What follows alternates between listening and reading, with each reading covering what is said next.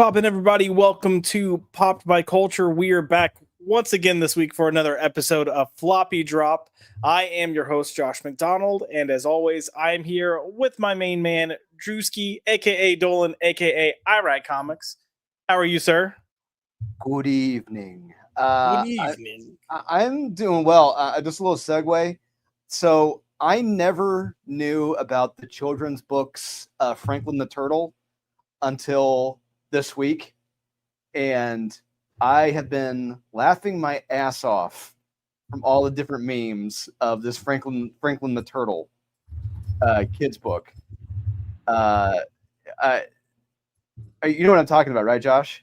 I know Franklin the Turtle, but I've missed the whatever the Oh, connection is. So Pete Hegseth in the White House, they've been repurposing Franklin the Turtle for like parody covers. So, okay, I just looked up something, and it's a picture of Pete Hegseth, and then a picture that says Franklin targets narco terror. yes. Oh my god, the other great one, I bust out laughing in the office. They were looking at me like, "What's wrong with you?" It was says Franklin gets a new job. He's dressed up as a DHS agent, all dressed in black, and he's arresting Dora the Explorer. Oh my god. Okay, yeah, no, I'm gonna have to look into this further. I've missed this. We had this week just Monday work, then trying to get these streams ready. Then Tuesday work, coming right home and jumping straight into the stream. Last night work, we had our book club with the comic shop, and then Thursday today work in the stream. So I feel like I'm a little out of touch with stuff at the moment. But so if you want a good laugh, I suggest look into this. You'll have a great laugh. No, I'm definitely going to look into that because just seeing that one little image was great. The internet never fails to let me. I mean, sometimes it lets me down, but usually you can find some great stuff there. But that's awesome. I would say interesting week this week with our comics that released. Yeah, it was. You know, it wasn't a bad week. It wasn't a great week. I'll say it was a meh. Yeah, but I will say the books that they hit hard, and there's two in particular. You know, they're in my running for best of the week. Nice. And I think we're going to be in an interesting situation because there are two indie books that I think we'd both consider probably the better standing indie books. You read one, I didn't get a chance to read one. I read one, you didn't get a chance to read one. Yeah. So we'll have to divide and conquer there. But overall, I would say better, less books than last week. I don't know if it's better than last week, but just interesting. It's not better than last week. No.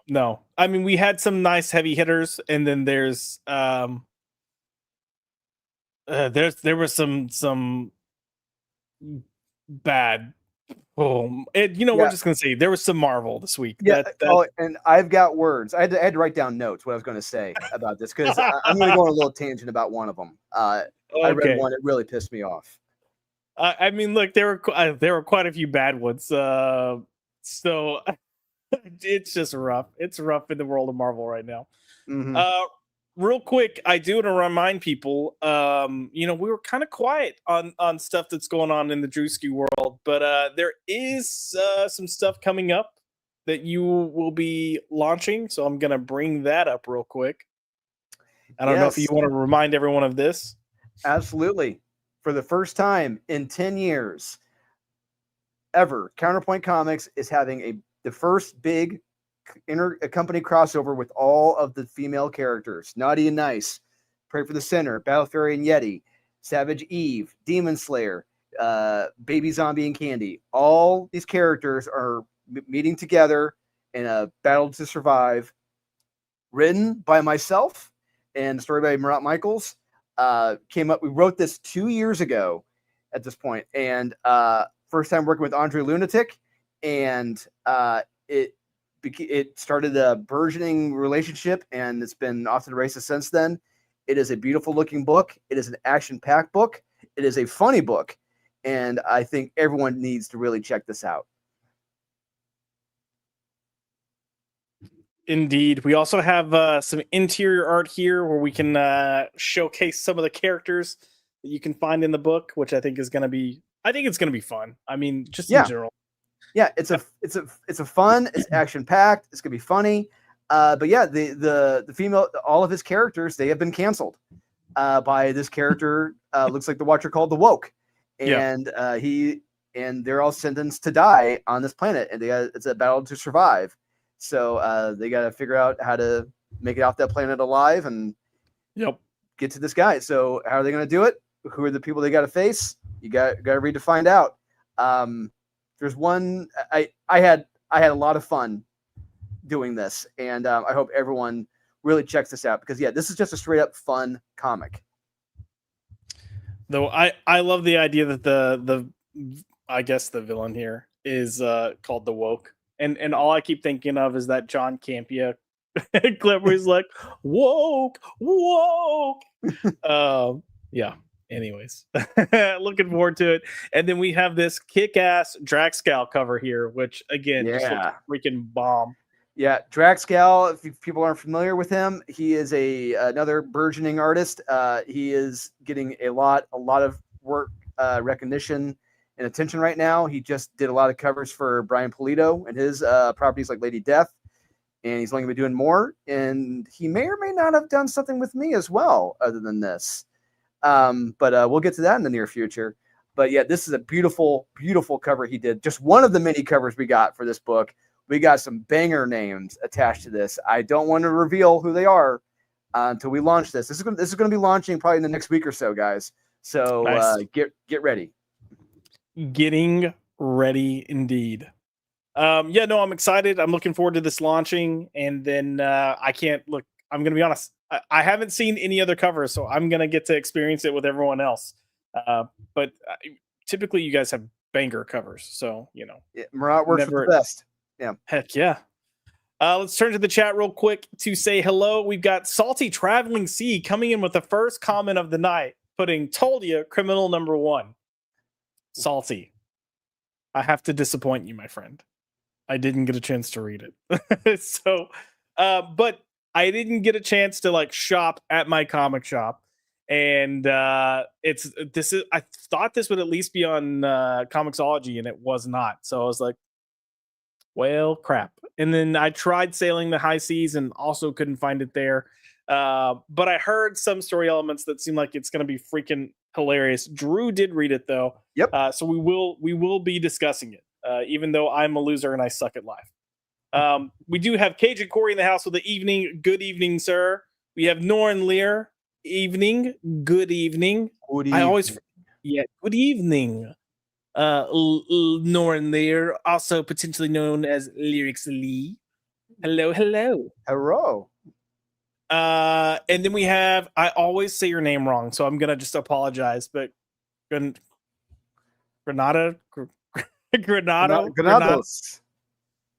Yeah, Granado. There, we're going with that. Yeah, Granados. XDZ. Hello. Thank you for the nice comments last week, by the way. Thank you for posting the comment afterwards. I'm really happy to have you here. Like I said, we're just two people that love comics. Even though we might complain about them sometimes, it's because we want them to be better. Exactly. It's because we love we love the medium. If we were just saying everything is sunshines and lollipops and rainbows, no, we're not being fair, because nothing is perfect. Bestest ever. We're also not like, this sucks. Oh, I hate this. This sucks. We've got some balance here. I will say, Josh, sorry, you just reminded me. Nothing, because I do the best of the week with Wes, our friend. I'm thinking critical, and it is so funny reading the comments from people who say like, "Oh, they're just negative. That's all. Just this channel is all negative." And the whole show is about your favorite books of the week. This video is the best of the week. What the hell is wrong? Did you not watch the video? I feel like some of those people are just your boy Zach, your boy Whack, groupies that are just like, I'm gonna go attack West for Zach. Yeah, or Rock and Robbie groupies. Yeah. Oh gosh. The pick of the week. It sounds like I said Zach's, but I did say Zach. But speaking of Zach's, he is here coming in with 18 months of membership with Hello Handsome. Well, hello, Zaxy Poo. How are you? I popped into your stream last night, and I think I lasted like 15 minutes before I passed out, and then I woke up at some point around 1 to 2 a.m. and turned my phone off, turned the lights off, and then woke up this morning, and I had no idea where my phone was. So that's how I started my day. But we can just say that I couldn't find my phone because of Zach's, and I don't know what happened the night before. But no, good stream for what I did catch last night. Zax has been doing this thing where he's been doing kind of like face-offs between different years, and they'll pick like 3 comedies, 3 action films, 3 sci-fi films, 3 horror films from each of those years, and it's like which year had the better films. That's And it's fun. been That sounds fun. Yeah, that's been some really fun conversations. Like I've been throwing those streams on when I'm getting ready or driving to work, and it's just and he's got a good crew with him too, but my God, it's been a lot of fun. Let's see. Drewski is Dolan, yes. So Dolan, I've always known Dolan as Drew. So when he was writing, he has this writing name Dolan, but I've always referred to him as Drew. And when we started, it's like, yeah, we'll do Dolan because that's your writing name. And I never do. I'm always like, what's up, Drew? But then I call him Drewski. Drewski is my nickname for him. So yeah. He calls me Joshy Poo. It's a loving, endearing relationship. Absolutely. Let's see who else we have here. Oh, I've got to play a clip. Sorry, I've got to play a clip because Zax is at 18 months. I cannot skip that because it's thebomb.com. So Zax, for your 18 months of membership, for all that manly goodness, we're gonna give you some Wolverine.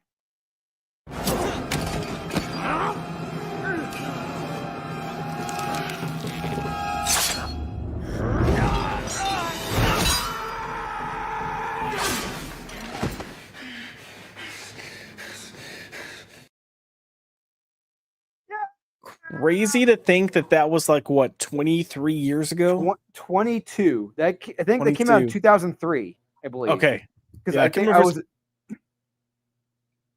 Go ahead.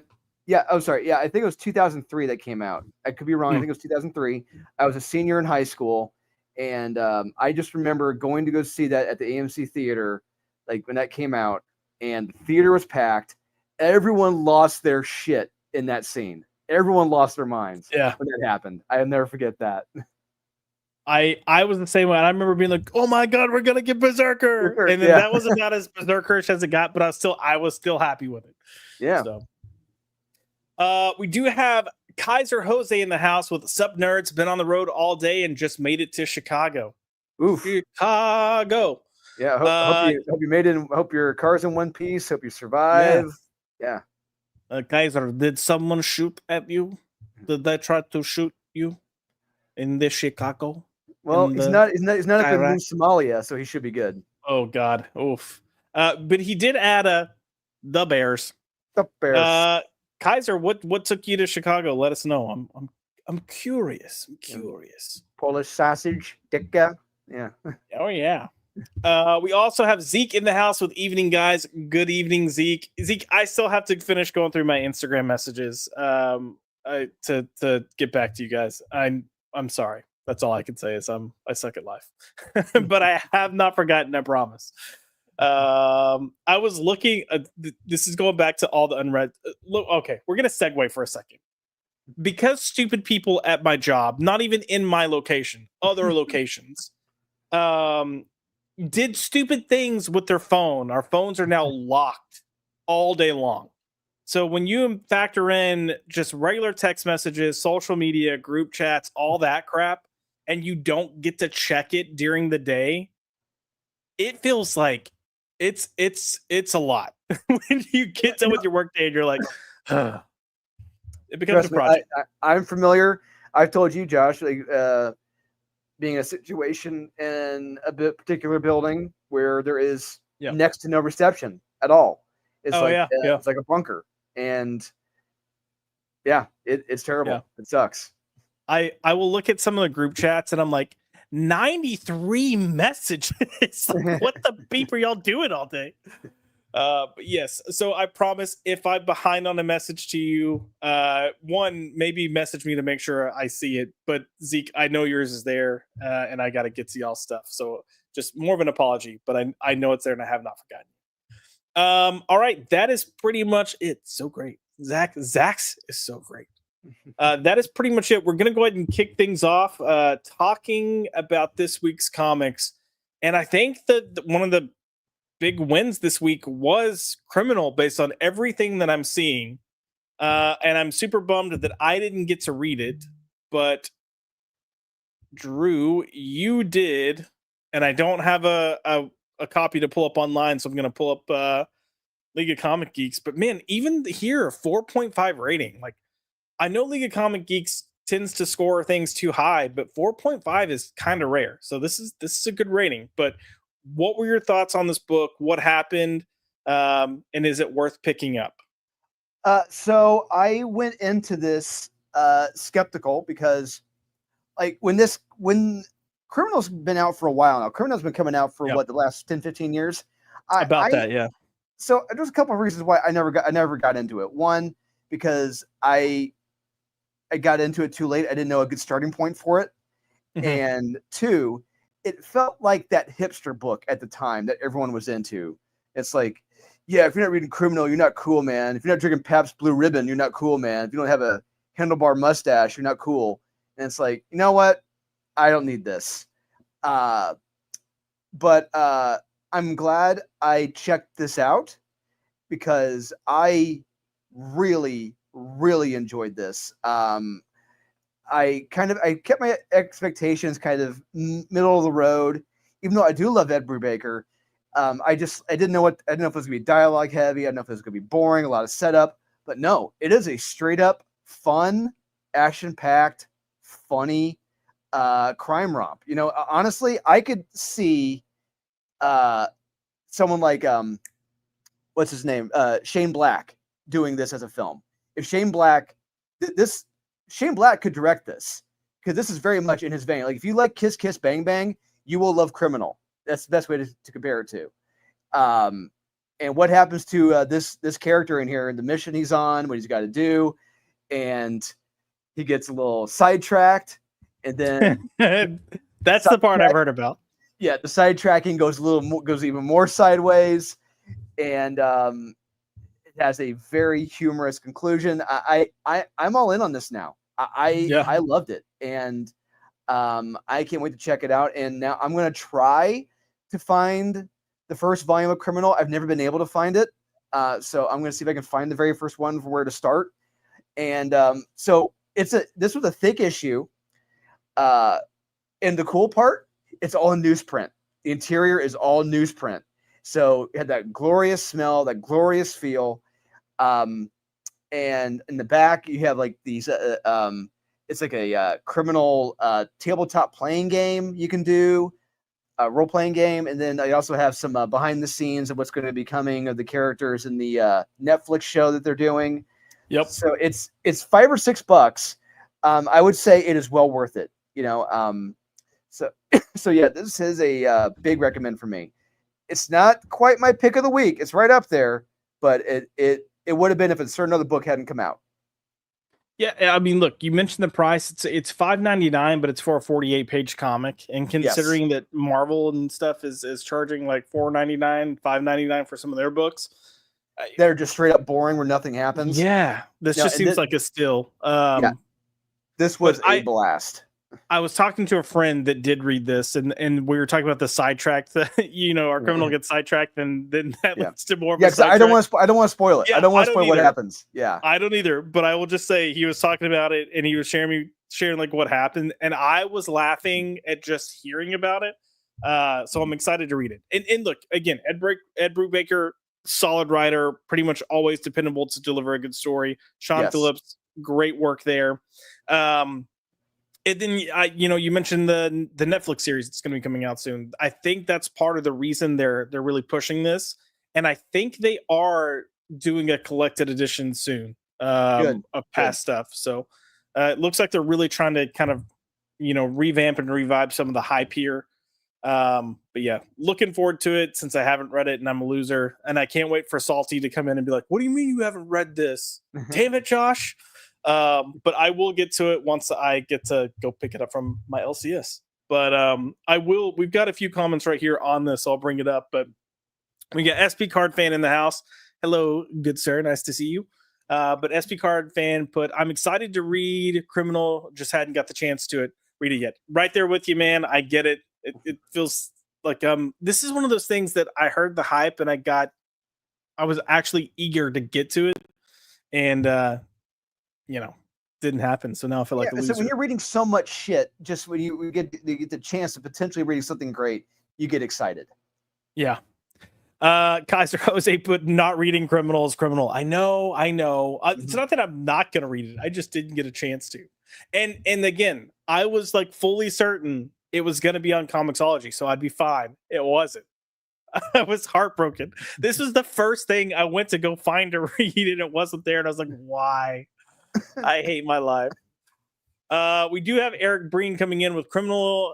Is the first new comic I've bought in 4 months. Fairly straightforward for a criminal book, but the twist at the end made me laugh. Well worth it. Yes, yeah, I agree. I was laughing at the end of myself. Yeah, I was laughing. Like, it's just when you have an ending like that, and the series of events that happened in this book, this has Shane Black written all over it, and I would love to see him. I don't know if he's involved in it, but I would love to see him involved in this.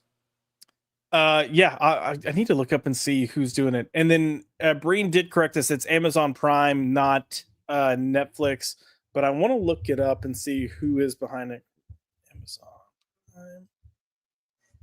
Oh, it's got Charlie Hunnam.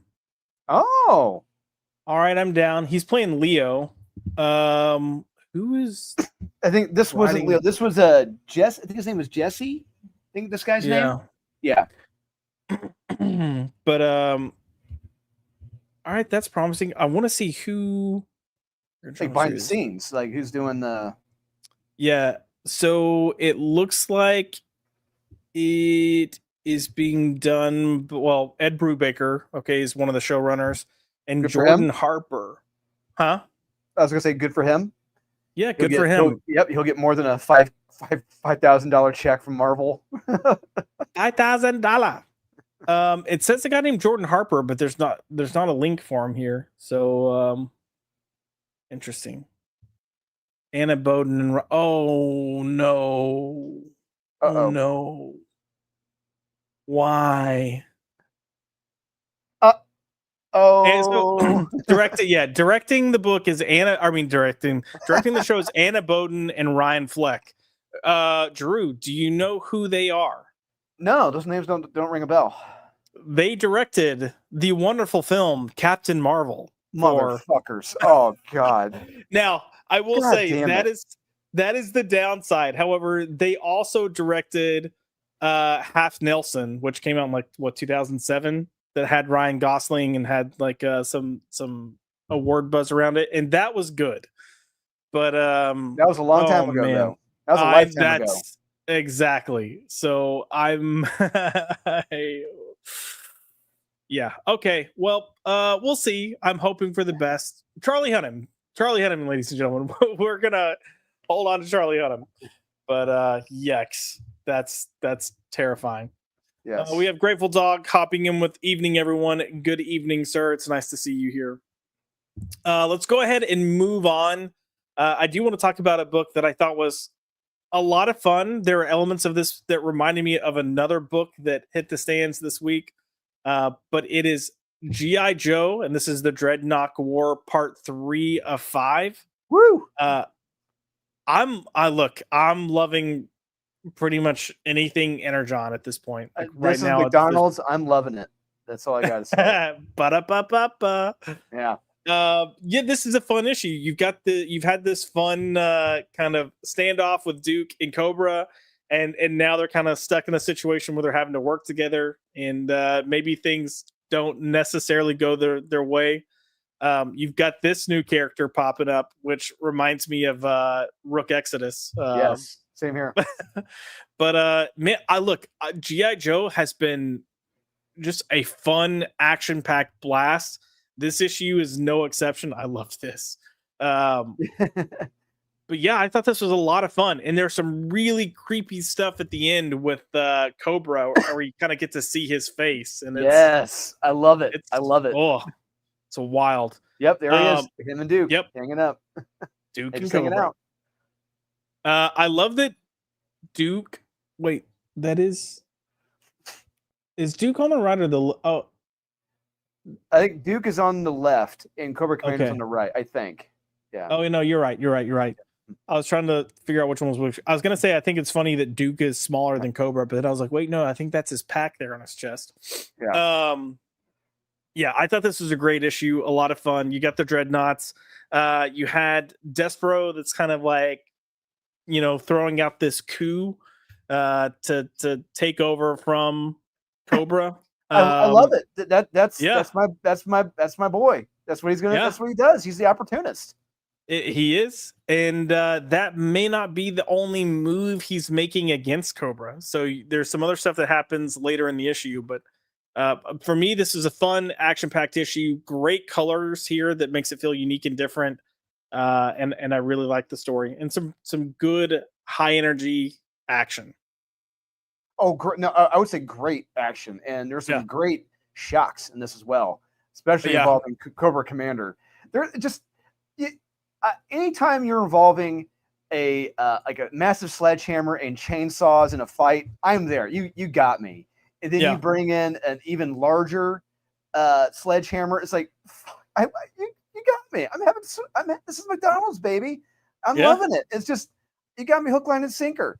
It's what so Joshua Williamson is writing this, and yeah. it's incredible the difference between reading something like this in DCKO that he's also doing those tie-ins. It's like, do I know you? Who are you?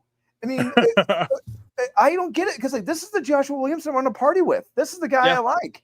The guy involved in DC. I'm like, dude, you're fucking lame, man. Well, It's just it's interesting. Well, we'll talk about DC later. I'm more impressed with DCKO where we are right now as of this week, but I look at Joshua Williamson going years back with DC where I was like, dude, this guy can't stick a landing to save his life. And everything was okay to good. And then he had his flash run, which was solid.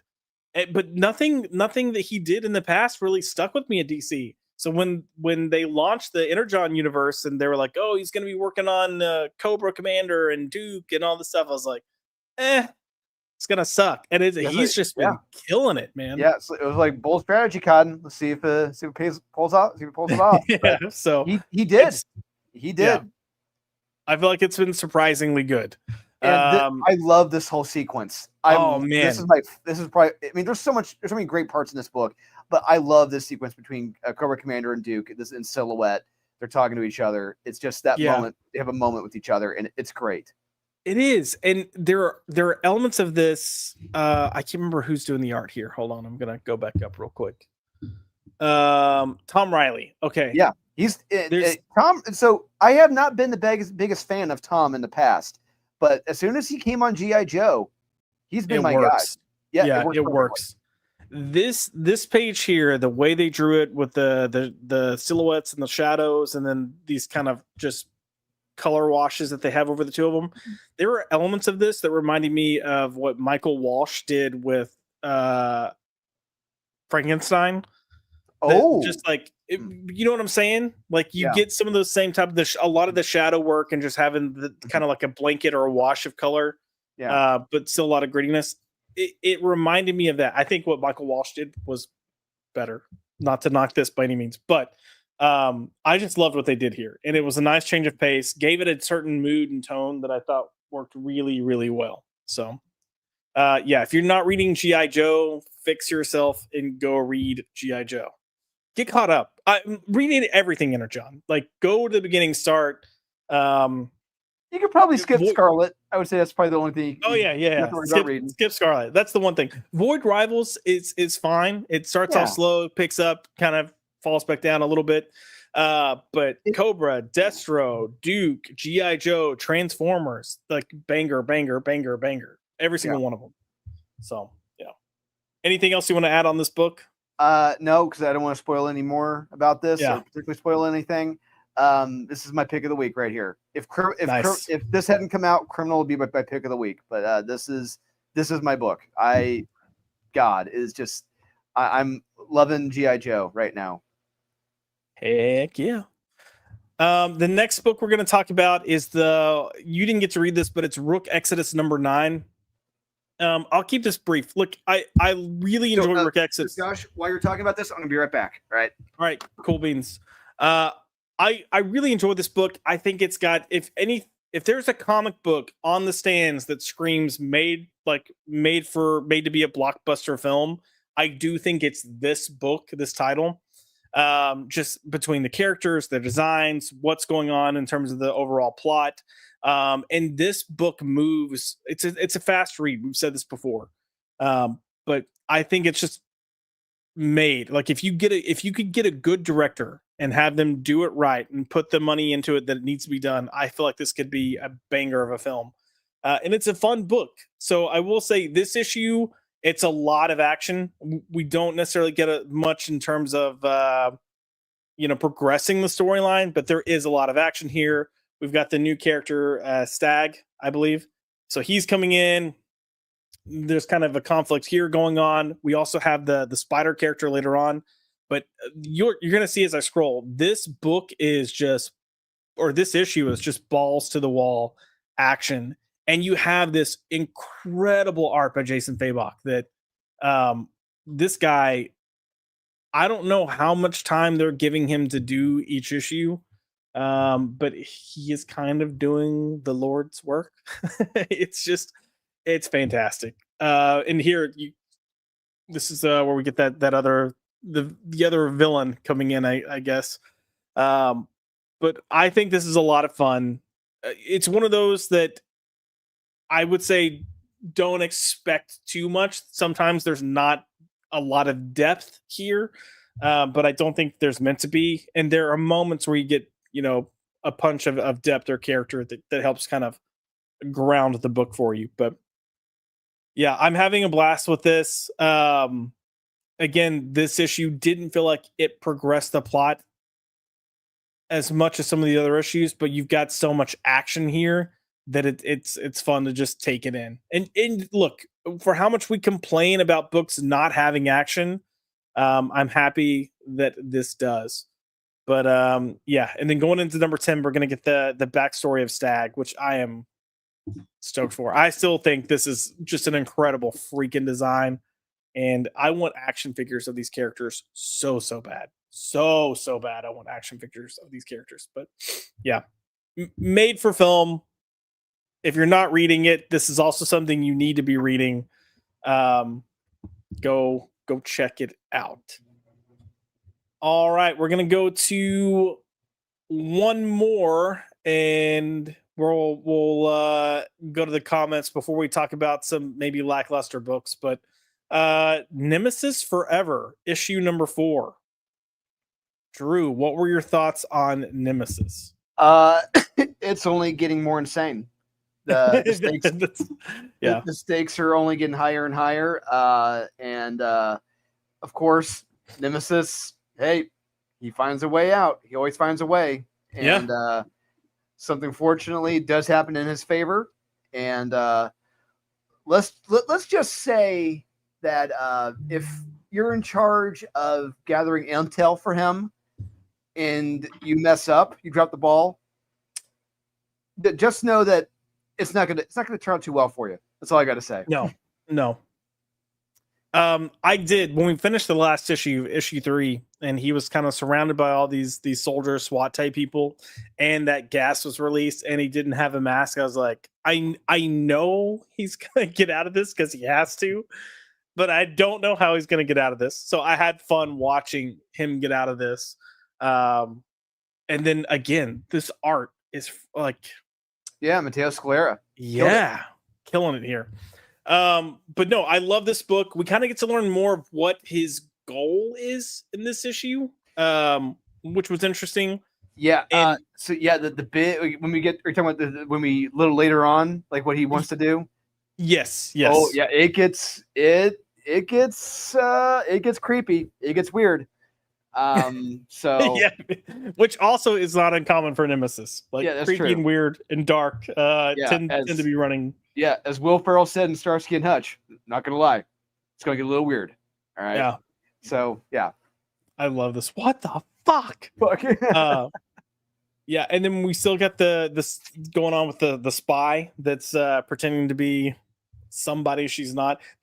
I feel like so I didn't. What was the Nemesis story before this one? Was it Nemesis Reborn? Was that Yeah, it? it's where he had to. Well, no. The one before side- this was the one before this was when he gets the sidekick and he goes to Yeah. Epstein Island, or the Yeah. stand in for Epstein Island. Yeah, and then before that, it was him. Like we see like his origin more or less, how he Yep. comes back to life or becomes back to being Nemesis again. Right. Yeah. Yeah. I don't know. I feel like this feels more balanced in how it's utilizing him and the spy character. Because she's getting a lot of prominent time, but it doesn't feel like it's stealing time away from Nemesis. So I appreciate that. Yeah, everything is balanced across the board.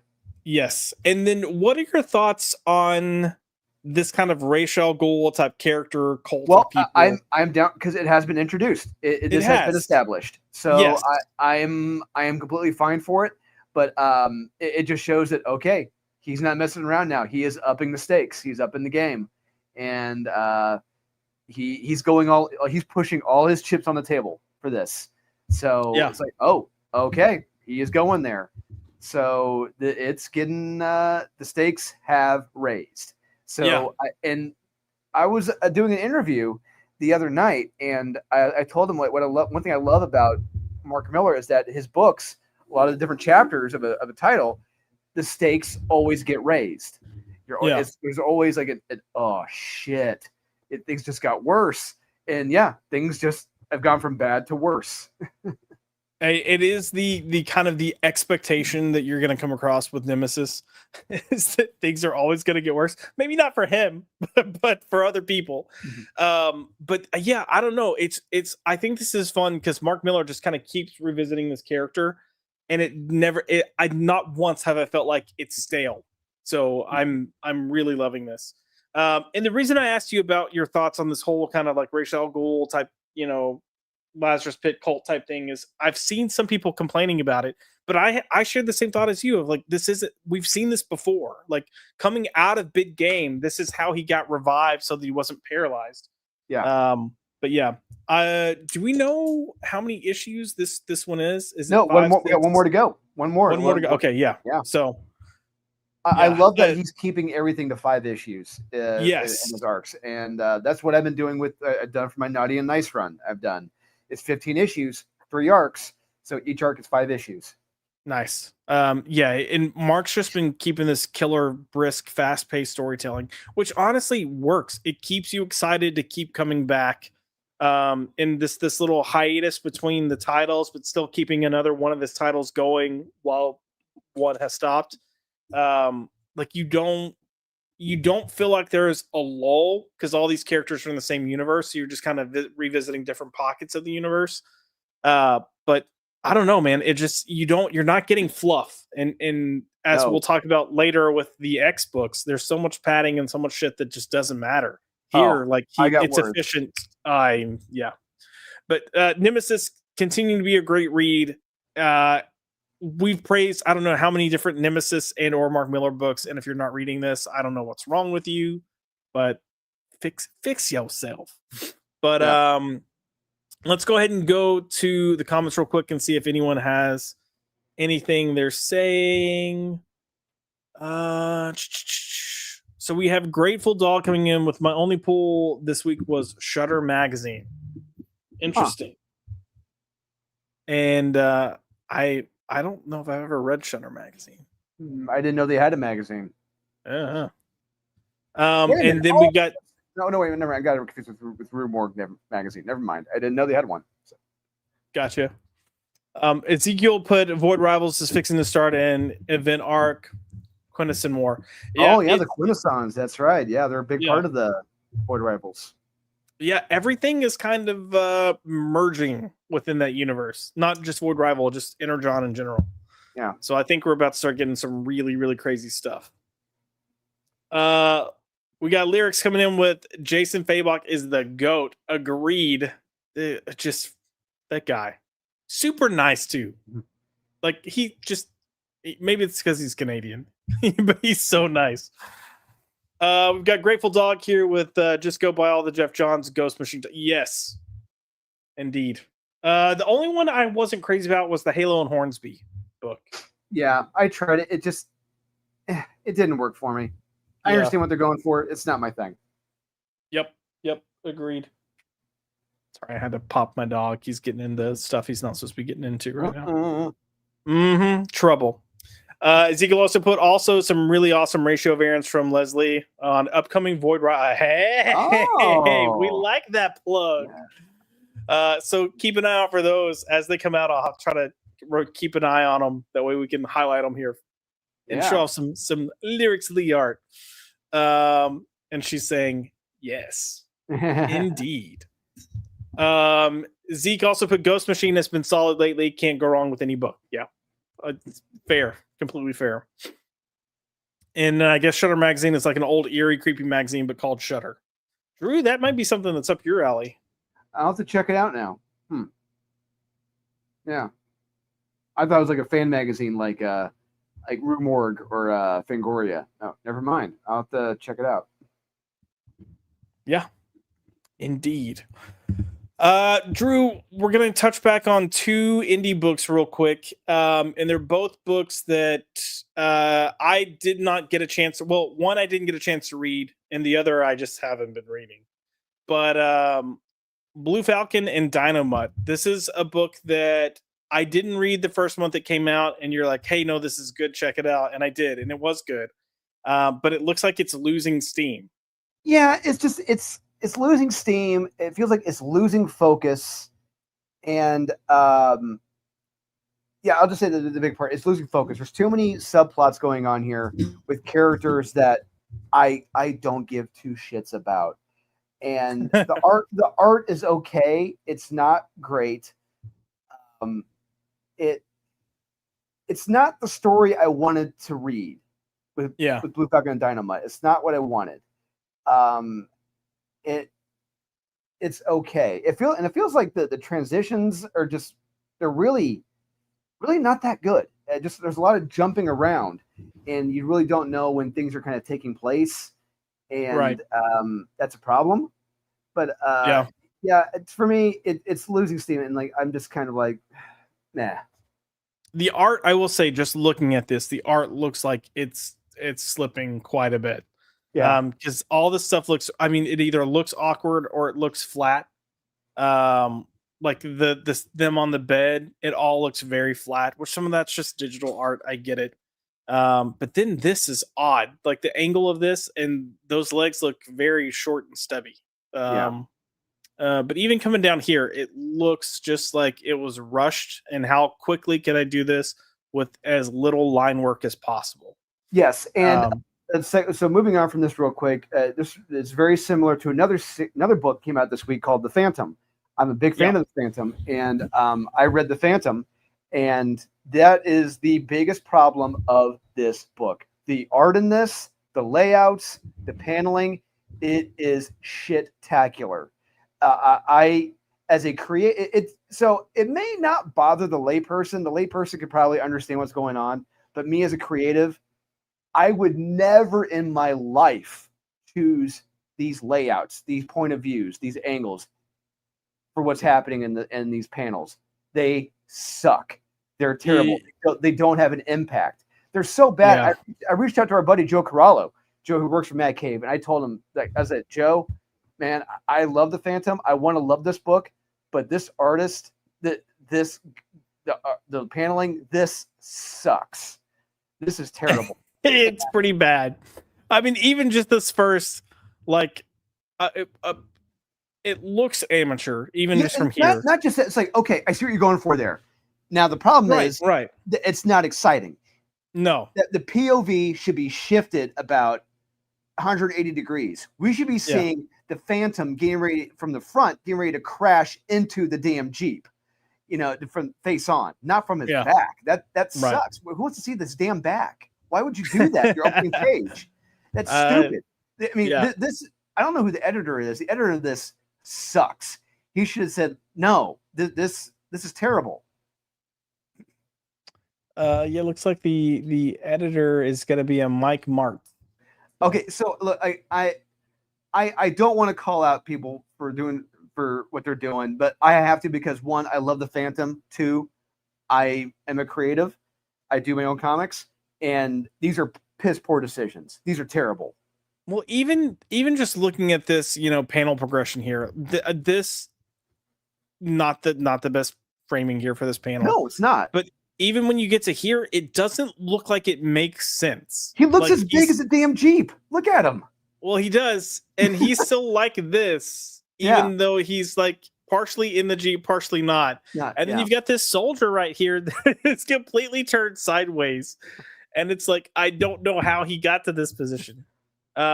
Even here, like this looks wonky as all get out. Yeah, it's a shame. My thing with this book is I read that first issue and it was fine, but I thought it was boring. And I'd even said like, yeah, I'll probably revisit it when it's a trade. But I'm hearing other people be like, man, this is so boring. And then you put bad art on top of it and it just doesn't work. Like that's another weird. Like exactly. Like I said, these panel layouts, these are piss poor decisions. Yeah. And no one said anything. No. They should have. I mean, look, they could have found a better artist for what they're probably paying this guy or this person. For the Phantom, this is what you guys got? Seriously? Yeah, it's pretty. Yeah, it's not great. That's not great. Let's move on to DC. Now I think I've been becoming a little more positive about DC KO. But I've agreed that hey, we've got DC KO. We're not getting any fights. Where are the fights? Give us the fights. I want those Mortal Kombat fights. We finally get to them. I had a lot of fun with this issue. I don't know if you did, but it's Superman versus Captain Atom. Yeah, it was the first time. This is what we've been waiting for over a month and a half. Yes. I'm right there with you. I feel like this is what I've been waiting for. I'm happy we're getting it, but I also got some nice surprises here. One, I've got to praise Joshua Williamson for taking the time to just kind of do this. Here's a quick rundown on Captain Atom because there's a lot of people that probably aren't going to know much about him. So this was brilliant. And then also this quick little rundown with it going into a god and showing him, you're like, oh shit, this is about to be, because I'm sure if people don't know Captain Atom, they probably pick this up and were like, Superman's going to mop the floor with this guy. We already know. But then this first like page and panel pretty much says, no. This is going to be pretty intense. And we get an intense fight because it doesn't go the way I think many people thought it was probably going to go. No, and I got a good chuckle of what happens a little later on, in one of the forms that Captain Atom changes into. I'm like, that's funny. That's funny. Yeah, it's clever. It's like it's one of those DC, if you know it, then you know it jokes. It clearly is a joke. I loved it. It was fun. It was engaging. It's a shame that it's its own thing. It's not in the main book itself, which it should be in the main book itself. Agreed. I agree. But I'll be curious. I'm curious to see. I want to know how they're going to end up collecting the story. I think that's going to be kind of telling.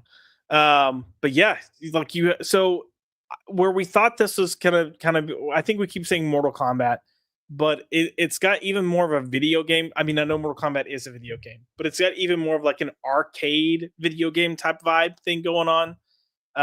Clay Fighter 64. Yeah, there we go. Right, because you have 3 rounds and it's the best of 3 that moves on. But then like after each round, you've got they're like choose your form, and you get to choose what version you want to be for this. But yeah, so you've got Captain Atom just blowing Superman away, which this is that's an image right there. Like you don't often see Superman getting burst into shreds. No. But this is where it comes back and they get a chance to choose their form. You can see in the background, there's all these different versions of Captain Atom, all these different versions of Superman.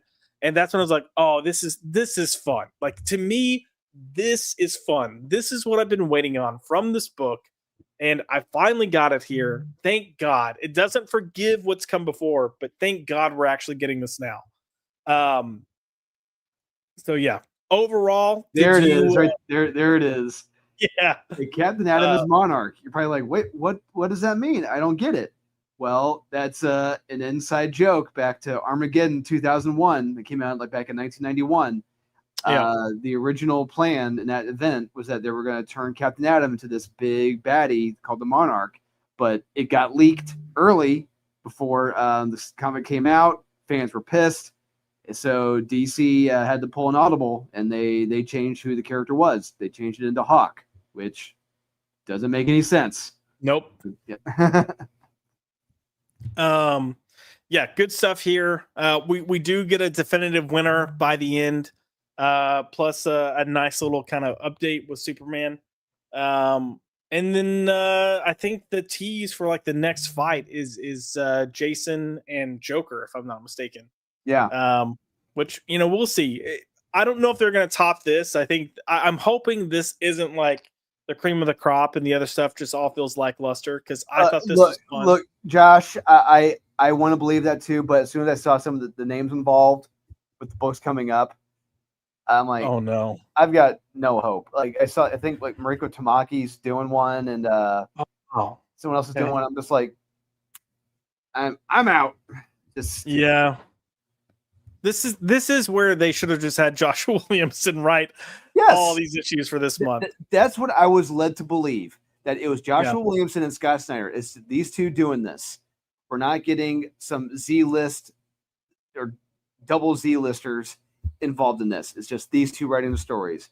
Then I saw that name and a few others. I'm like, okay, clearly you guys do not care. Got it. Yep, got it.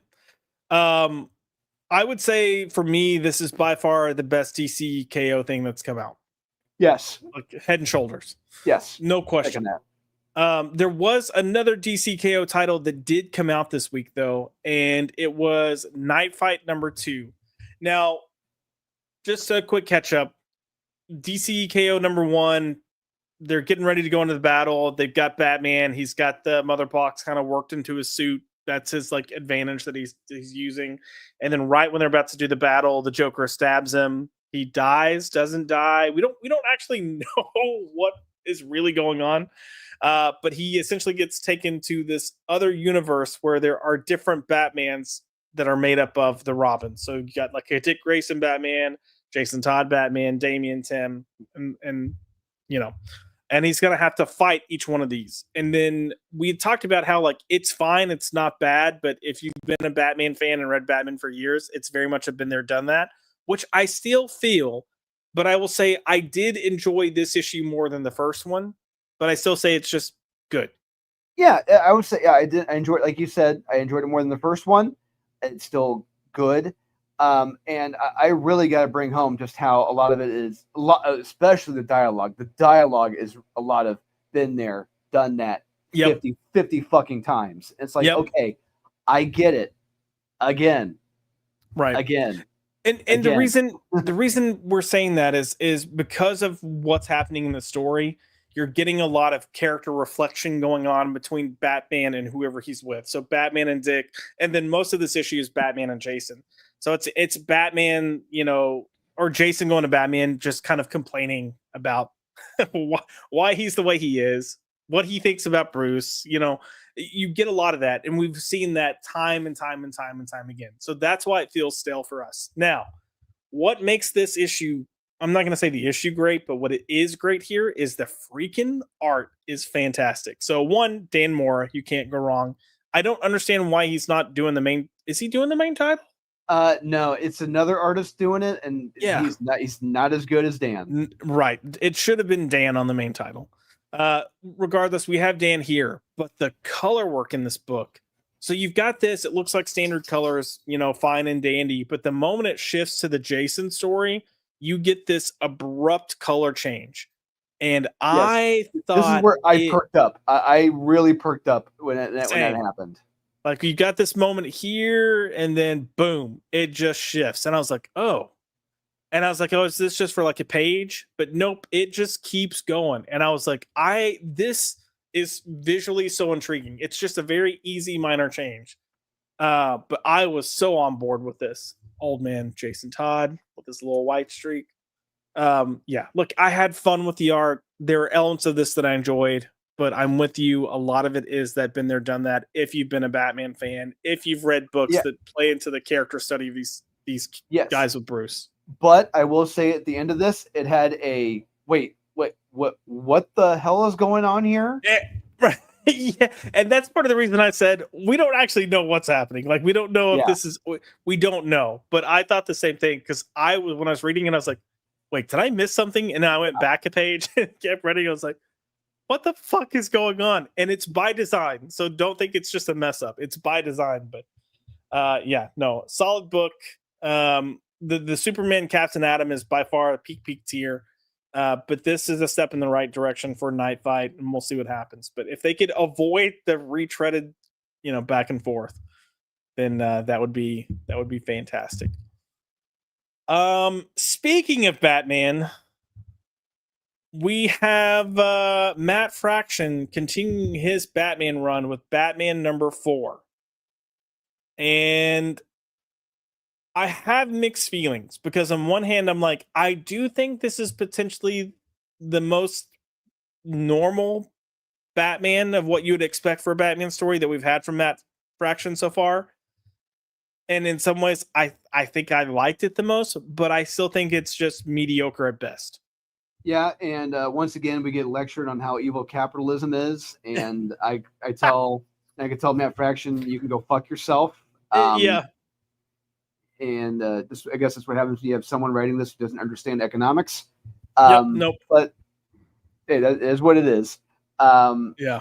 It's just it's okay. I mean, there's nothing great about it. It's another powerful villain who happens to be in charge of all these groups. And it's like, oh my god.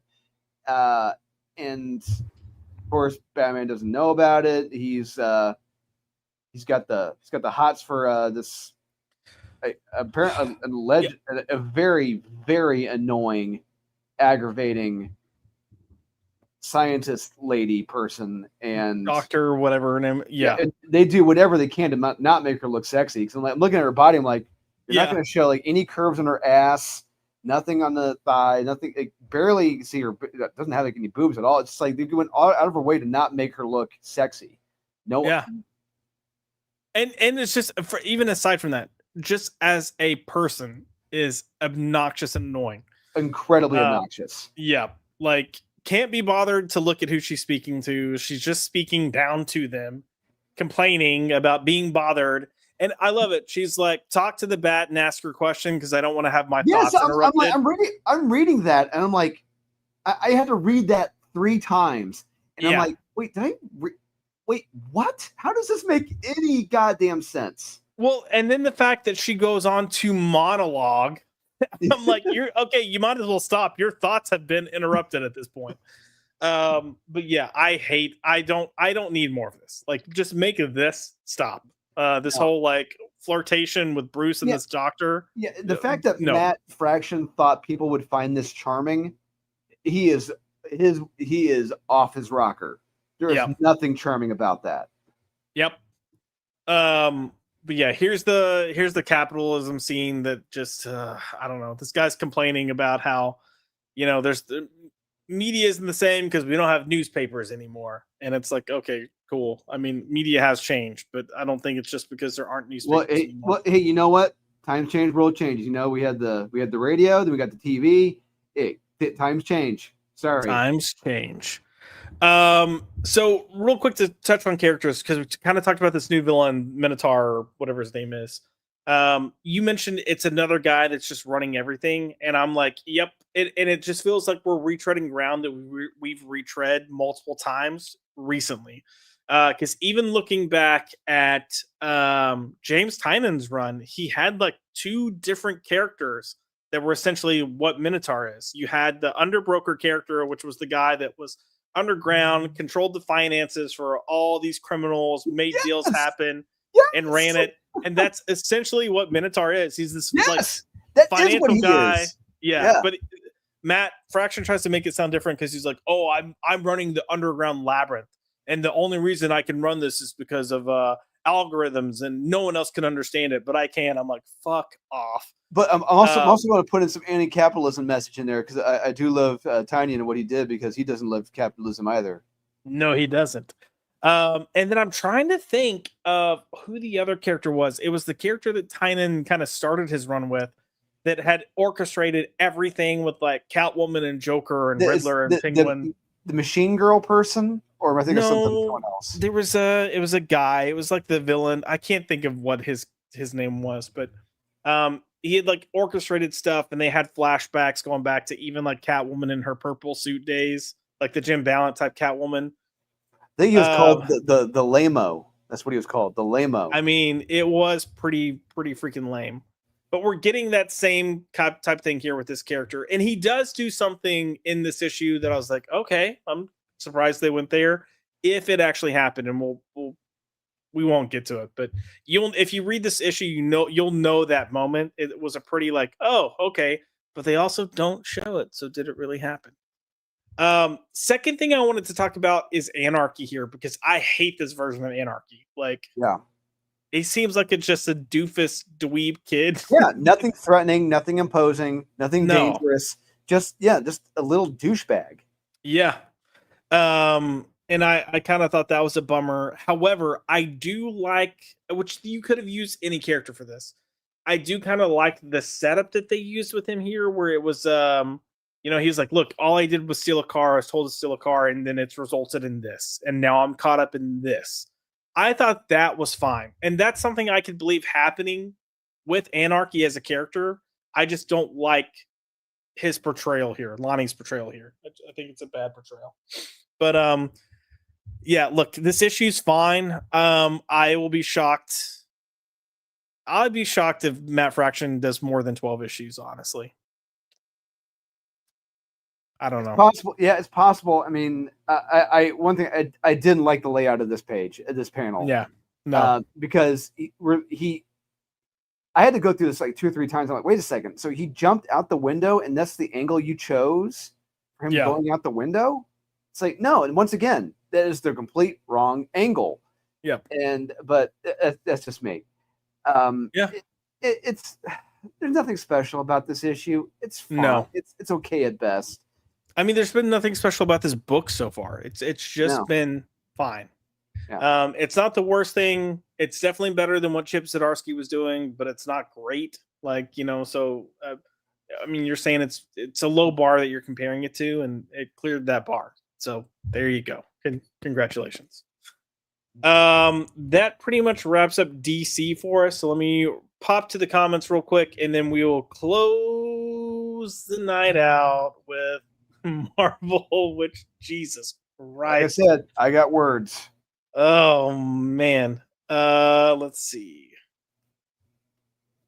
Where did we leave off with the comments? Kaiser put, did anyone else drop Frackman like I did? I haven't dropped it yet, but we'll see. And then he put Rogue Hood. Potentially. And then we've got Kaiser coming in with Grateful Dog by all Ghost Machine books, Rockefeller's Halo, and even Sisterhood are good books too. All right, cool. No. And then we got Salty in the house coming in with, what did I miss? Salty. Criminal was fucking awful, man. Like, I'm kidding. I didn't get a chance to read it. I wanted to give like a split second. You'd be like, what is it? Here comes Josh with his bad takes. Oh yeah, he totally dropped Frackman after number 1. Yeah, I didn't get a chance to read Criminal Salty. I haven't had a chance to buy it from my LCS yet, but Drew loved it, and I'm looking forward to reading it. I heard we talked about how the criminal gets sidetracked, and then his sidetrack caused him to unintentionally be sidetracked even more. I heard about that scene, and I thought it sounded fucking hilarious. So And yes, I'm a dick. And then we've got Zeke coming in with. I think I'm dropping the Batman book and just focus on back issues. Working on collecting singles for Dark Victory and Long Halloween. Heck yeah. Look, Batman is one of those characters that there are so many stories out there, that there are so many just incredibly good stories, that if you're wanting good Batman stories, don't buy this current run. Save your money, go buy some of these trades or collections, or if they're not collected, go get the back issue bin. Um, but if you've got a story you're wanting to collect, go find those. Legends of the Dark Knight. We said this a lot when Batman Dark Patterns was out, but that like the first few years of that run were just banger story, banger story, banger story. Like it's hard to find bad stories there. So there's a lot of good Batman to source out. So okay, Drew. Uh, I'm gonna let you Yes. kick. We're gonna kick things off with, I guess, the Marvel book that is the least offensive out of the Marvel books, and it's Oh. the book that I did not get a chance to read, but it is Spider-Man Noir. Um, and I know you read it, so just real quick, what were your thoughts on that book? So couple things. One, it feels like it's kind of really treading water in this issue, and okay, I get it. Uh, the other thing is I can't begin to tell you how many times the word Nazi shows up in this book. It's to the point where it's obnoxious. Yeah. And three, when this all takes place, some people probably forgot, don't understand. By the time 1940 rolled around, not the American Nazi Party movement was pretty much, it was dead. That was no more. That was no moss. And even at its peak in like 1938, they had, I don't know, maybe a couple thousand people. That's it. This wasn't like a massive thing. And how Eric Larson's writing it here is kind of a rewriting of history, and it's like this doesn't feel right, like what happened according to this time. And but that's my 2 cents on that. And there was a couple points in this I thought they were interesting, but this is the most interesting part in the book. This intro with this character, and it just gets very dull after that.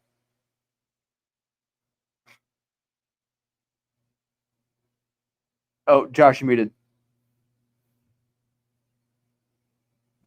You know, Tuesday we didn't have a single moment of this happening, and today it finally happens. Damn it, gosh. Yeah, I've been enjoying this for the most part. There was some Nazi talk in earlier issues, but I forgave it because of the time period. Like it makes sense. But if it goes too heavy-handed here, then that sucks. But yeah, I mean, I don't know what's going on with these little kids, but okay, I'm already just like I don't want to read little kids. No, this is a shame because it started off, in my opinion, really strong. That first Yeah. issue, I thought, was a lot of fun. It was done incredibly well. We talked about how it was the most Peter Parker character we feel like we've read in a while. So it's a bummer that it feels like it's treading water, but Yeah. hopefully they can regroup and get back to normal because this had some promise. Yeah, it did. Um, depending on who you are, you might have thought this book had promise. I came in expecting to read this and go, God, I can't wait to see what I'm going to make fun of. And that is Wiccan Witches Road. And Woo! oh my God, was this so bad? This was Uh, unbelievable. yeah, look, I didn't even read the whole issue. I stopped after about like 5 or 6 pages, I think. Um, so you get this one page kind of quick recap of big events that have happened. Sure, great. Yeah, that's Uh, good. That's what you want to do in your opening page. Yeah, when I you're trying mean, to sell a comic. I'm with you there. Do something a little more exciting with your opening page. Like maybe you have this crash landing on Earth happen, but uh, so to kind of tell you where we are in the story kicking off. Apparently this story is spinning out of the Imperial event, which no one is freaking reading.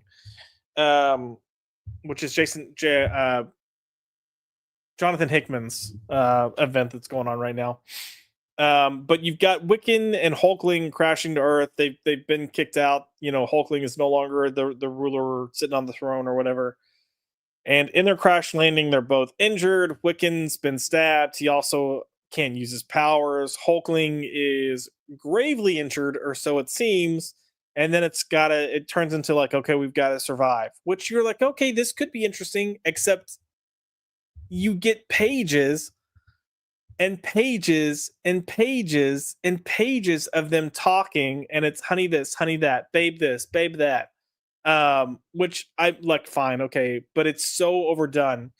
And then it's not even talking about anything of relevance. It's like, how did you learn how to make a body sled? Oh, I learned how to do it when Kate and I went camping. And then instead of just having that one throwaway line that's not needed, it just goes on and on and on. Like, Kate, you camping? Didn't y'all grow up in New York? Yeah, we did. But there was that one summer we decided to go camping. Kate's kind of crazy. Like, it's just the Well, not most. just that. Then it gets there's an entendre here coming up. Like, I could pitch a tent. It's Oh, like, yeah. wait a second. I know what you're talking about here. Yep. Yeah. Getting, you got a Woody. It's so bad. I mean, look, this is where we're talking about the camping and stuff. There's a point here where Wiccan's tired. He's like, oh, I can't figure out. Oh, Hulkling's like, not to turn a bad moment worse, but what's going on with your power? Like, clearly he doesn't know. It feels like this is written by like an 8-year-old. That's how the thought process shifts. But it's just bad. And then for whatever reason, Hulkling, who can't move or do anything, suddenly can just like, oh no, I'm good. I can get up now. Let's make out. Like, That's the first thing he wants to do. That's the first thing he wants to do. I hate this. This is what we've been. I don't know. Look, please stop. That's all I can say. Please just stop. Stop all of this. Stop every bit of this. Because it's awful. Yeah. So, any other thoughts that you had, Drew, on the pages you read? Because my God, it was bad. No, it just you just said everything I was going to bring up. Just it is. This is Marvel 2016 all over again, and it's going to age as well as a dirty diaper in Mexico on a hot August day. Yeah. Why do so many people hate the gays? Probably because they read this book. Okay, and I can say that. But hey, we got a new Hulk book, Drew. So, we got Ryan North delivering Hulk Smash everything. Yeah, Hulk Smash. That is the title. Yeah. And what we see Hulk smashing. So I go into this. I'm like, you better fucking deliver on this. Oh. And boy, oh boy, does he not. No. And written by Ryan North, the writer among writers. Yeah. He is sad. Ryan North is just a pathetic writer. The definition of fun. He's one of the very few writers who could take something fun and just make it boring. Him and Scott Snyder. And we get more Doctor Strange in this than we do Hulk. Well, Doctor Strange. But yeah. It's weird. This feels like it's written for children and written by a child. Like, I don't know. I don't know why I thought this would actually be fun. Like Hulk, the main Hulk story seems to be getting it right, and I was like, oh, okay, that's a darker book, so maybe they want to do more with the Hulk. It's a little more just action-packed fun, and I thought this was what this was going to be, and it just absolutely is not. It feels so juvenile that I hated it, but. Yeah. Please don't waste your money on this. No, don't. It is not worth it. Not worth your time. Not worth the money. This is an utter disappointment. It's a flagrant false advertisement of the title, and Ryan North should be ashamed of himself. Indeed. Excuse me for yawning. It's just how bad these books are. Yeah. And then if you're like, well, I mean, that's got to be it. That's got to be the badness, right? Well, no, because in case you've forgotten, there's a thing called Age of Revelation that's still going on. Granted, this is the final month for it, but holy mother of Jesus, I've never been so excited for something to start ending in a good while. Like this has been awful. So one of the Age of Revelation books that came out this week was Amazing X-Men, and aside from the main title, if there were a book that had any point of purpose to reading it, it would be this one, because at least you're dealing with the main plot. um but it's still not good. No, and I want to go on a tangent with this real quick, Yeah, go because ahead. I hated this book. Yeah. So we're finally getting to the meat of the story here.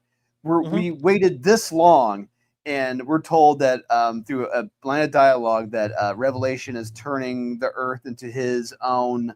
Like Revelation is going to become part of him, like essentially Ego the Living Planet, but as Revelation.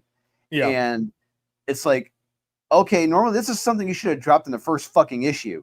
Like everything dropped here that's told here that was told, this should be set up in the first issue about what's happening. That's a massive stake. That's something you establish in the first issue. It's like, oh shit, it's completely terraforming the damn planet. Yeah. But on top of that, a few pages later, there is a BS monologue from Beast that reminded me of a film I saw about 20 years ago.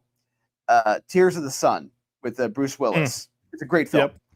Yep. So the premise is he and his Navy SEAL team, they have to extract a few nurses and survivors from a village to a faraway extraction point. So they're on foot the entire time. In order to do so, they have to outrun the warlord who's taken over this nation's with his lead army. So the Navy SEAL and the survivors, they march for a long while, but someone says for them to take a break and sleep because they're tired. And at one point during the night, Bruce Willis's comms guy, he shows a satellite footage of the Warlord's elite team constantly marching toward Bruce Willis and his team. They never stopped. They never took breaks. They didn't stop. Why? Because they had a mission, and that was to take out the survivors and the Navy SEALs. No excuses.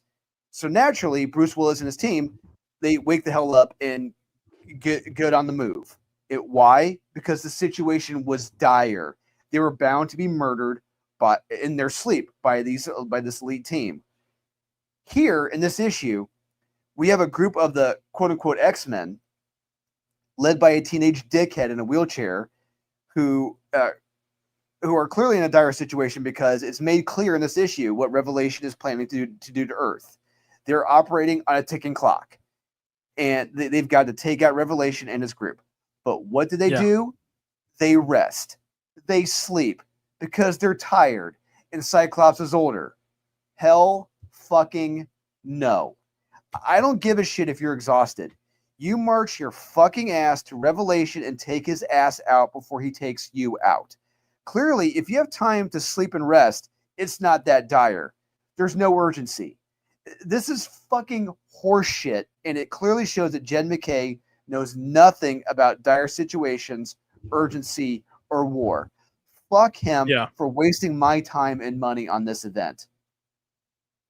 Yeah. I mean, I'm not gonna disagree with you there. Sorry, It has been a waste. I'm off my soapbox. No. I mean, but that's a fair thing. Like, it's um, there's so many elements of the story that just are like they're just missing big time. Part of it is something as simple as like set the stakes up from the word go. Like, let us know what are we fighting for and what's at risk. And when you're waiting until you're 3 months in, and however many issues we've gotten so far between the main story and all these tie-ins to finally go like, oh yeah, he's terraforming the earth.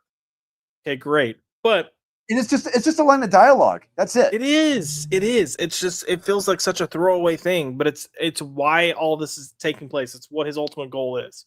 But then you talking about the urgency and the fact that this is war. Like you've got the inconsistency from the titles where it doesn't even feel like anything's happening in the same universe. But even this, like it's the third issue of this story, and it feels like you said it, we're finally getting to the meat of the story.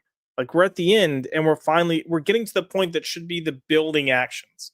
So we've just wasted so much time with just bullshit and nonsense. And then his And the worldview, I funny guess, part is scope. the funny part is a little further on when we get to Philadelphia, Cyclops calls it out. Cyclops says what we've all been thinking. You Yeah. know, so much for being X-Men. Yeah, there's the teenage dickhead in his wheelchair, Yeah. and Cyclops just calls it out. All you guys do is bicker. Well, you know Yeah. what, Cyclops? You can blame that on the fucking writer because the writer thought that's the most important thing for you dickheads to be doing. Yeah. I love when writers do shitty things and have a character call out how shitty it is, as if it makes it better that the shitty thing is there. Like, no, it's still shitty. Yeah. Yeah, no, this has been so bad just across the board. You know, it sucks. Um, and I feel like I'm even though this is better than a lot of the other tie-ins, I'm still hard because this is the for the most part, the main story, and it's worthless. But it's not the only X of Revelation issues that came out. We also got Binary, which Jesus Christ, like this It, whole thing has been like, this was terrible.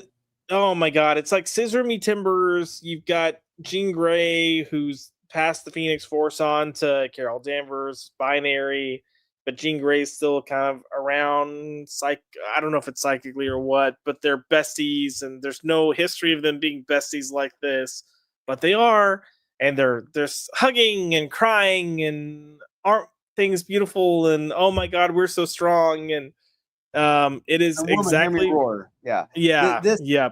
this had nothing to do with Age of Revelation. Pretty No, much nothing. nope. Other than if you were like, well, what happened to Jean Grey? Like, I guess this tells you, but no one, like, you're not gonna care. So don't worry about it. Just saying like, oh, she's died or she's not around or whatever would have been perfectly fine and passable. Because you would have been like, oh damn, that sucks. That's a heavy hitter. I wonder, like, I don't know. It's awful. Oh, the one thing I forgot to mention about Amazing X-Men was that we do have a character that finally shows up in the story after being teased with the first issue. And that's Apocalypse. And I know, yeah, sure, I guess it's a spoiler, but it's literally like the very last And panel that you once see. again, that is the worst drop to bring him in.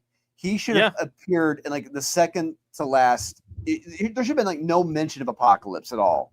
No mention, like no mention of Araco, no mention of Mars. We're led to believe Apocalypse is dead. You know, he's gone. And then it would have been great to see him show up like at the very end of like the penultimate issue, leading up to the Yeah. last issue. Do that. Don't like he's just chillaxing in Mars this whole time. Like, are you fucking kidding me? And not just that, he's fed up with Revelation. It's like, what? Why hasn't he already kicked his ass? Why hasn't he already taken him? This does not make any fucking sense. Yeah. None of it. Yep. Nope. Doesn't make sense. We have one more, unfortunately. We have one more Age of Revelation book, and the art just gets worse. Oh yeah, Laura Kinney Sabretooth. Look, I will say if there are any of the tie-in books that seems like it had a story that could have potentially worked as a very minor fringe story in the main storyline to give texture, it maybe was this. Like, you've got Laura Kinney, she's had a kid, she's working for Revelation, she wants to protect her kid though, so she's trying to escape. That could have been a fine, subplot line in the main book. But no, we have to devote 3 issues to something that doesn't earn 3 issues, and my god, is it obnoxious, because it's trying to make her girl boss, which, I mean, that's what they've been doing. But you've got her coming in contact with this retarded, mask wearing Wolverine. Again, we don't know why he's not showing a skull. Once again, you have someone who has someone who has an adamantium skull wearing a fucking armored mask. Yeah, that's Superman wearing an armored mask. Why? Yeah, Doesn't make any sense. Doesn't. But I also cringe here because they keep just referring to Laura as Sabretooth instead Yeah. of just, same thing with like when they're like, no, yeah, this is the bestest Wolverine ever. I'm like, fuck off. The art's bad. The story is stupid. It's really stupid. And then you're following Laura, and then it's all pointless because at the end she dies. You're like, okay, And there's a whining brat, just like, yeah. "Wah, Now I've lost everything, which I'm sure they're gonna make that whining brat come back and do something, or maybe they won't. Who knows? But this is the end." It's like that. It's like, wait, that's the end of this. yeah, It's like, it's literally the kid crying. Hold on, we're gonna get there. Yeah, this was just a bad book. This book made me go like, "Fuck you," not because I was mad, but because it just wastes my one. That is nightmare fuel right there. Like, and it's not meant to be. You're supposed to feel bad for this kid, but now Sob, I've lost everything. The oh end. my god. Like that's literally that's it. That's at the end. And you're right. I know this book is ending, but this is probably gonna be the last we see of this kid in general. Like he's not gonna pop up anywhere else. I don't know. This has been such a hot mess express. I don't know. I would love to have been in Marvel's offices while they were planning or talking about this, because it just feels like I don't even know. Like I don't know how you deliver something so inconsequential and bad as Age of Revelation. No, it's one of those events where it's so bad that I wish I could have been a fly on the wall to hear about the pitch meeting, and how they thought this is all great and amazing. And just a making of comic of this event would be much more fascinating and interesting than this actual comic event itself. Yep. Do we remember how many issues total are tied to Age of Revelation? It's got to be close to 50, probably. I mean, yeah, so there's 17 titles here, and we're getting 3 issues of pretty much each of them. So that's like, yeah, I mean, you've got this one that's the number one that I think is supposed to be the finale. Yeah. So just between the all these tie-in issues, you're roughly at 50. Plus, you had your the beginning story and then this ending story. So you're like right at 50, 51 issues total for this whole run. And you had enough story out of all of this to maybe tell an 8-issue story. If that. That's fair. Yeah, it's fair. Like that's how overloaded this is with just bullshit. So yeah, this was a major miss. And I hope this made Marvel lose a shit ton of money because they deserve it for pulling crap like this. But yeah, it's bad. It's a tragedy. Let's go ahead and go to the comments before we wrap up for the night. So we're talking about LCSs. Oh god, I'm already seeing some of the Wiccan comments, and I'm nervous. Kaiser put perhaps Noir takes place in Argentina. Perhaps Noir takes place in Argentina. And then Salty put the left loves to make shit that never happened in the 40s and 50s. They beat off to that shit. Yes, they do. And yes, damn it, Josh, for my mic dropping. Excuse me. And then Kaiser had to come in and say I was beating off to Wiccan. That is a lie. That sounds about right. I peed on it and then ripped it and all sorts of stuff, but did not do what you're claiming. Salty put my LCS owner tried to talk me into buying Wiccan. Bro. Salty, does your LCS owner know you? Like, has he seen what you purchase from him on a regular basis? Because I would, even before reading it, I would not have recommended that to you. That's funny. Guys, but I would never return to that LCS. Oh god, I'd be like, do you know who I am? Have you paid attention to the books that I've spent a lot of money here? Have you paid attention to the books that I purchased? Okay. He said it wasn't the regular guy he buys from. The owner is sitting on a ton of crap books, and no one. Oh, okay. Yep, fair. That's fair. maybe they should look, stop putting faith in some of these big two titles. Like, you're just losing money, shops.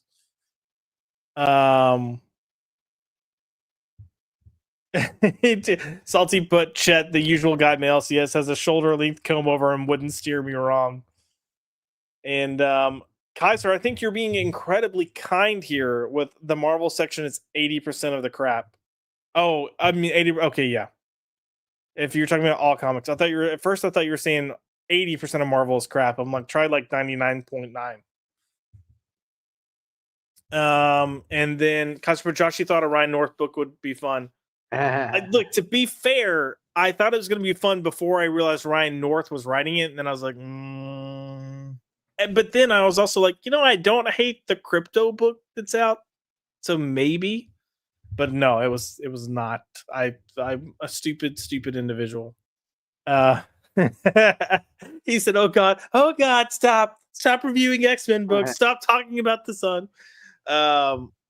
Yeah. Thankfully, this is our last month of having to deal with Age of Revelation, and then we're going to go back to whatever the status quo is going to be starting in January. Just, yeah. X-Men Inker is doing some heavy lifting, indeed. He put, my God, the art in that Clam Slam binary book, yeah. Although the art in that book, I think, was better than the art in the other two. They're all bad. Shut up about the sun. And then he put how SRI is cheap vodka, avocado toast, hormone replacement therapies, and rainbow hair dye. That's how. That's how. Yeah, how did we get to this point? Yeah, nope. That is exactly how we got here. All of those things combined. So, and then Ugly Strawberry put, Drew, are you high or sleepy? Drew is sleepy. I'm sleepy. It's getting close to my bedtime. We were hitting his bedtime, but we were wrapping up. I just wanted to finish the comments. A few really good issues, a lot of really shitty issues this week. Hopefully next week will be a little bit better. But Drew, as we wrap up, if people want to find you, where can they find you? You can find me on Facebook, Dolan Waddick. You can find me on Instagram, Dolan_Waddick. And you can find me on YouTube here. And you can find me on Wes's Thinking Critical channel on Saturdays doing the best of the week. Best of the week, where they talk about negative shit. No, I'm kidding. Yeah. Apparently. As for the channel, you can follow us at @ByPopped on X. If you want to follow me personally, you can follow me at Joshua L. McDonald on X, where there's no telling what you'll see me saying. And then I am Josh Works the 903 over on Instagram.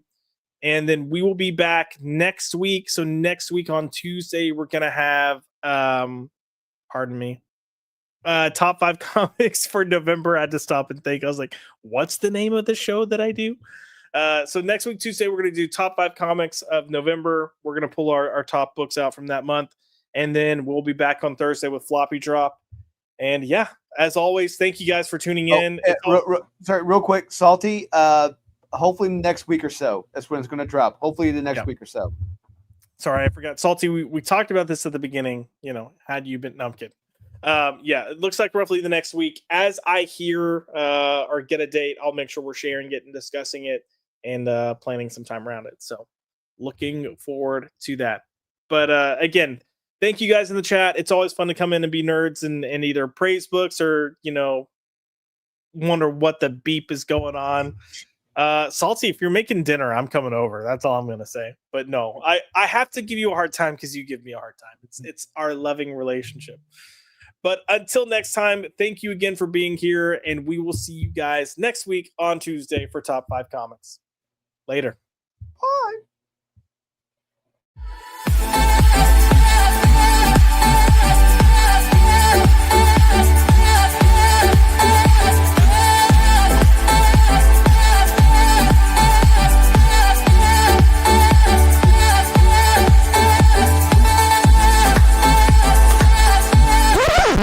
Get the fuck out!